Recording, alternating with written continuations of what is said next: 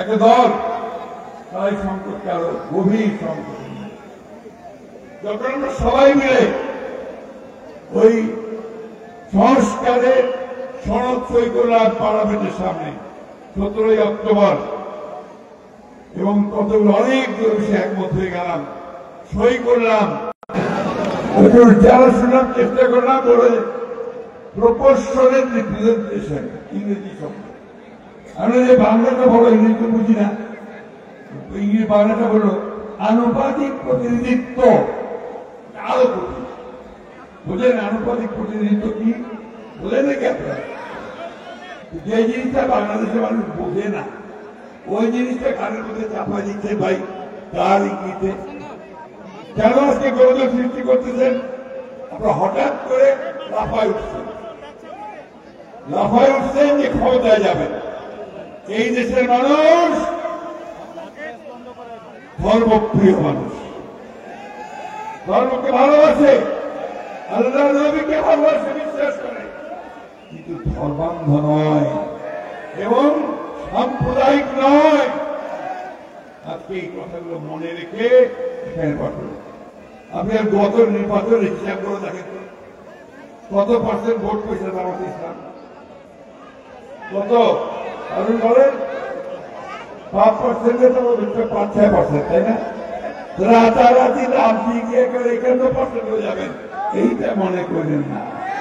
বাংলাদেশের মানুষ আপনাদেরকে সহজে ভোট দিবে না, কারণ আপনাদেরকে তারা বিশ্বাস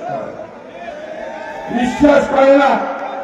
পাকিস্তানে আন্দোলন করতে হয়েছিল মুসলমানরা পাকিস্তানের মুসলমান ভাইদের স্বার্থ রক্ষা করবে, মুসলিম, তখন আপনাদের নেতা মৌদুদি বিরোধিতা, ঠিক না?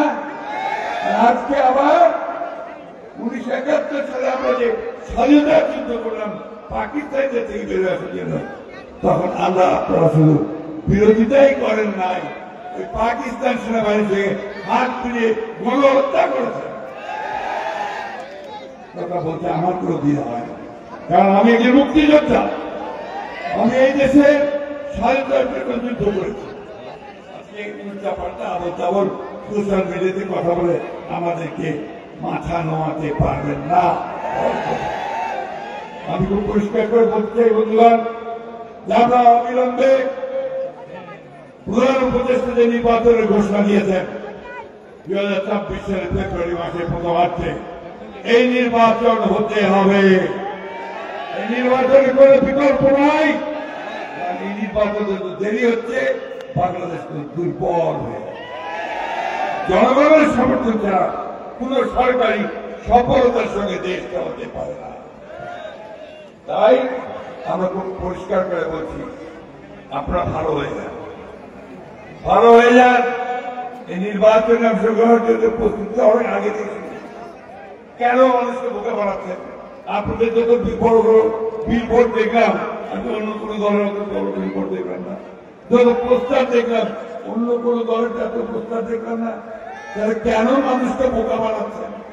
আপনারা তো নির্বাচন করবেন, নির্বাচন না করে আপনাদের অস্তিত্ব থাকবে না। নির্বাচন করলে আপনারা যদি পরাজিত করবেন, সেই জন্য আপনারা নির্বাচনকে সাথে চান, পেছাতে চান। বন্ধুগণ, আমি খুব পরিষ্কার করে বলতে চাই, আমরা বিএনপি নই, সারা দেশের মানুষ এখন নির্বাচন এই জন্য চায় যে দেশকে যদি রক্ষা করতে হয়। আপনারা বিশ্বাস করবেন না, অর্থনৈতিক অবস্থা খারাপ হয়ে গেছে, আমাকে আপনারা ভালো বলতে পারবেন। খারাপ হয়ে গেছে না? কেন? নির্বাচিত সরকার না, বিদেশ থেকে বিনিয়োগ আসে না, টাকা আসে না। যারা প্রজেক্টে ইন্ডাস্ট্রিতে কলকাতায় যারা টাকা নিয়োগ করবে, টাকা বাজাচ্ছে না। কি বলছে? আগে একটা নির্বাচিত সরকার চাই, আসলে নির্বাচিত সরকারটা হচ্ছে বিএনপি।